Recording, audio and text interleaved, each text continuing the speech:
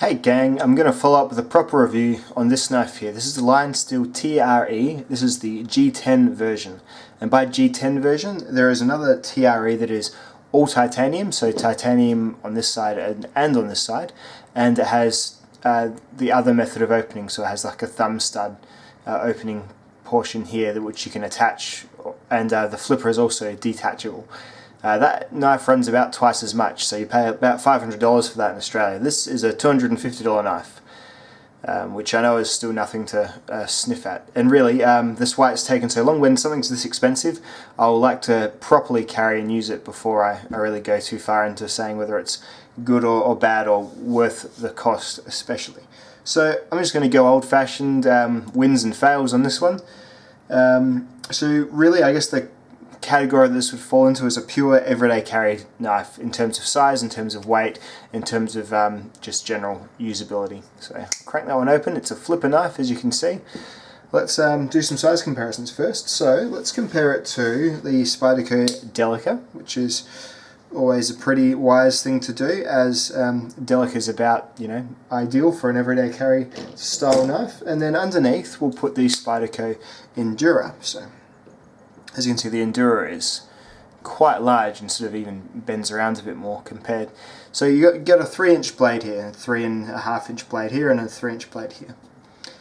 These two knives, they weigh about the same as well, so it's about 68 grams on each of them, 66 to the Delica, 68 to the Lionsteel. So very much, very carryable, not even really going to notice that they're in your pocket. So, for your $250 you get a flipper knife on IKBS, which is a particularly smooth system once it's working correctly, with a titanium scale here, a G10 scale here, and M390 blade steel, which is a very high-end steel made by the Bowler Steel Company. So this knife here, when I did a first impressions review on it, it didn't make the best first impression with me, mainly because the action when it first gets to me, or when it gets to me, I don't know if they're all the same, it was a bit greasy, and therefore it was sort of a bit like, the action was like this. That was about as far as you could go without really cranking down it. Whereas now, I've blasted it out with WD-40 and I've re-oiled it with some 10 weight nano oil, and now it fires out. No worries at all. About as good as any other flipper I've had. Not the best flipper in the world. I think I've had, I think my zero tolerance 09 is better, and I think the, I reckon even that Rook knife flipper was a little bit better. I think when you get the longer blades, they flip a little bit better. Flips about as good as the Spyderco Mantra, which is another knife that I'll compare it to later. Anyway, wins. The things that are good about this blade. Let's get into them. So first of all, the blade, the actual blade itself, there is very little wrong with it. It's a great length, so it's in terms of legality, if you're in America where they make things legal by blade length, state by state, it's a really nice shape. It combines like a pretty reasonable length of flat, which is always good for your shaving and whittling or all that sort of business. And then it's got a nice little bit of belly as well, which is what you'll generally be using for rope cutting and things like that, cutting against surfaces and whatnot. So not really a great deal wrong with the blade at all, and I've gone that little extra, making a nice rounded over spine as well, which actually makes it quite a comfortable knife for using repetitively, and a bit harder as well. When I did my rope cut test with this, I didn't hate it, and often I really hate a knife by the time I've cut a lot of rope with it. And again, as a testament to how good this steel was, this knife cut a lot of rope. Until today, in fact, it was the highest edge retaining steel out of all the steels, and it's that's like 25 or so steels by now.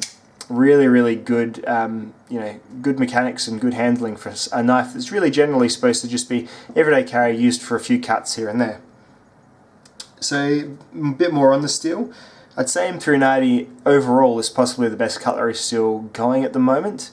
It's a bit more expensive. If you don't want to spend as much, I'd probably say CTS XHP might be that medium as well.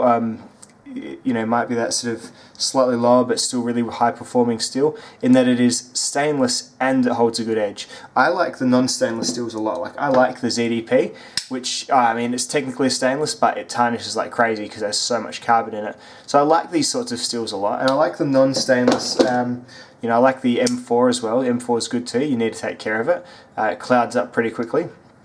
But really, for this to hold the edge for as long, or about as long, or even longer sometimes than those super high carbon steels, as well as remaining pretty stainless, I mean stainless enough that I've never had to do anything to this knife and its finish hasn't changed, is pretty good measure of a knife steel for sure. The overall fit and finish is really, really good. Lionsteel generally have very few issues with fit and finish. They've won the award at Blade Show for best fit and finish and best, technical, best assembly, that sort of stuff. I've won that a few years when Chris Reeve generally wins it. So very well done knife. Great detail, great machining. Everything fits together and slides together really well. It's got really good lockup. It's gone and given you the extra little bits of, the extra special features of, zoom out there. So it's gone and given you like the over travel stop and that sort of business. The titanium has a steel plate on it which actually does the contact between that and the tang of the blade, so there's no lock stick or anything like that. Everything's just fit and cut and put together very well. The G10 backspacer, nice and sort of intricately machined and cut. Looks quite good. I wouldn't mind if it was a different colour, that would have been a nice choice, but anyway. Everything's just ground and it comes very sharp and just done very well. Very nice put together knife indeed. So that's another great thing about this blade. So the lockup's really good, and once you get the opening really dialed in, like once it's been oiled correctly, it's a really good deploying knife as well. The flipper tab's unobtrusive, nice little square, notchy flipper tab. Just catch it with the tip of your finger and pull it down. Nothing too exerting, no overexertion required, anything like that. You don't need to like charge it or anything. Just a nice smooth run past, does the job. So great, lots to like here, lots of great features. Lots of well done. It's not the most inventive looking knife in the world, but it is nice looking. It actually reminds me of a flipper version of the Kaiser V3 Vigor, if you remember that knife. Sort of just that very basic looking, but also very nicely finished. So the things neutral about this knife that I'm sort of, I wouldn't say are bad, but I wouldn't particularly say are good either. First thing I've got to mention, when you first got it, as I've said before, it was a bit sticky and a bit stiff and just not the best and a little bit disappointing. I thought, oh man, this is bad. I've gone and got this knife that's no damn good at all in terms of flipping, and I thought it was going to be a very good flipper. They have as I say that, and I sort of do the worst flip of the whole video so far. They've got with this souped up version, the titanium version, that's quite widely reported to have a pretty crappy flipping action. So I thought, oh no, they haven't changed it or anything, but they've definitely changed the detent. Once you've got it cleaned out, it's they've dialed the detent in, so it's a bit stickier before you open it, so it does fire out quite nicely, but it just takes a little while to get there, so just going to bring that up as a neutral. And the pocket clip, it's a neutral for me. Some people would say it's bad, but I don't mind how it looks. If you think that's ugly, then by all means, it's put that in the bad category. The main reason it's neutral is that it's sculpted and it's not sprung, so it's just a piece of titanium that it will move over your seam fairly well, but it just feels a bit stiff, and it just feels a little bit like it could eventually perhaps just be sitting away from the knife entirely. Sprung clips I think are always better. So just something neutral for me. I would have just preferred something like that, to be honest. No worries at all. Probably one of the best clips in the business. Deep carry, wire, springy, good stuff. In terms of fails, bad parts of the knife, well, the only real thing that I think is actually something they need to look at is this part here, especially when you're first getting it and you are having to flip it really hard. This part here is actually quite sharp. Now it's not a problem because the knife flies out because I've cleaned it out properly and re-oiled it properly, and you don't even need to sort of drag. You don't find yourself, you can sort of almost pull it away like that. When you first get it, you're really wrenching down on it, and so your finger is dragging. So I'm just doing this in slow motion. So the knife fires out, and then your finger is dragging along there in slow motion, and it does put a couple of little lines. That's not from that current blistering is not from that. It's just from other stuff. But yeah, it does kind of put a couple of lines against your finger the whole time, so not ideal. So that's the only real bad thing I've noticed, and probably something they could work on is just giving this a bit of a sand before they send it out, making it less hard and less sort of absolute angular. Overall, this is a near perfect everyday carry flipper. If you can stand that pocket clip, if you don't mind it, it's probably one of the best ones you can get at the moment. And in terms of even value, I would say it's up there because the M390 steel is so damn good. If it was in S30V and it was $250, I'd say no way. It's, you know, that's why the sort of Spyderco Positron doesn't get as good a feedback as it probably could, because the steel's just not quite high enough level to be justifying the price. The Positron goes for about this price as well. This has got the M390 steel in it, and I think for this price, actually, I don't have an issue with it at all. It's light, it fits well in the hand, it's got a nice neutral, comfortable grip. The blade is well made, well ground, well sculpted, and well obviously materialed, and it does very little wrong indeed, and it is actually quite an enjoyable knife to play with and carry as well. It's not as generic as it might well look in terms of just being a black titanium frame lock flipper knife. It's actually quite fun to carry and use too. I've found it really hard to walk past this one when I'm leaving, leaving the house, and you choose what you're going to take with you to work or whatever. This has really been the one. It's even, I usually do still carry the Almar Eagle just because it's so dang light, and it's kind of my save the good edge kind of blade is my Almar Eagle, but, sorry, my Falcon. One day I'll stop calling it the Eagle, I promise. But really, in terms of high level flipping knives, this is almost the leader of the pack in terms of what I've had so far. Righty, one final thing I thought I'd weigh in on is just the differences and sort of the comparison between this knife and the Spyderco Mantra. Obviously it's not identical, it's got it's got the G10 slab, but really essentially they're both titanium frame lock flippers that sell for about the same price, and they're made by pretty good companies, and they're both very, very good knives. The Mantra, in my opinion, is probably the better one to actually take to work and use for like hard stuff, because it's got the it's got a really good action, and it's it flips very well, but it does that using captured bearings. So the bearings, when you open this up, it's a plastic washer wheel with the bearings inset into it, so it's just a bit more of a robust design for, say, if you're taking it somewhere where it's going to be a bit dirty. Getting crud in this one isn't going to be as annoying as getting crud in this one, so you will just be able to blast it out with a WD-40 rather than taking the knife apart. Whereas this one, once you get your IKBS filled with sand and whatnot, it's really tricky to get it out and get it running back to how it was. So I'd say that the Mantra is probably a better, like a hard working knife if you were using a titanium frame lock clipper to be your hard work knife. I mean, personally, I'd choose perhaps the Enduro to be my hard working knife because it's just a nice simple lock back. Or maybe the Paramilitary would be a better hard working knife.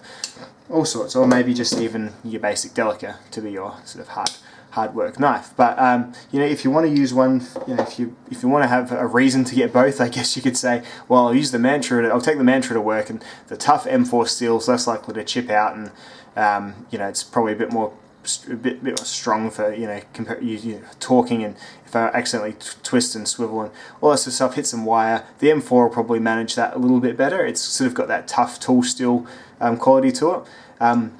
Whereas if you're just after something for pure everyday carry, I think the Lionsteel is definitely a great choice. The steel is going to be so high at edge retention that you're barely going to have to sharpen it. It's especially if you're just doing it for everyday carry tasks, very, very rare you'll have to sharpen this. And it still doesn't sharpen as badly. It's actually easier to sharpen, in my opinion, than the M4. I've got this back really, really easily with a couple of strokes on the Tormek and a bit of a strop, and whereas this one I had to really sort of I had to Tormek it for a while, and I've got a good edge on it now, but it actually took a few goes to really get it a proper edge, rather than just having I think it was mainly the burr is really strong as well. It's because it's such a tough steel, the burr is tough, and so it just took me a while to get that right, to dial that in, to figure out whether I was just wearing off a burr or I was actually stropping it, the actual steel sharp again. All sorts of little weird issues with the M4 when I was sharpening it compared to the M390, which was fairly straightforward. Took a little bit longer than, say, your S30V, but really nothing too challenging, whereas the M4 definitely feels challenging to sharpen, in my opinion anyway, in my experience. Apart from that, the only thing that the Mantra really beats the Lionsteel hands down is the pocket clip. The wire clip is just an unbeatable clip, in my opinion. It's just it looks a bit like a pen clip. It looks better, it handles better. It's it's simple.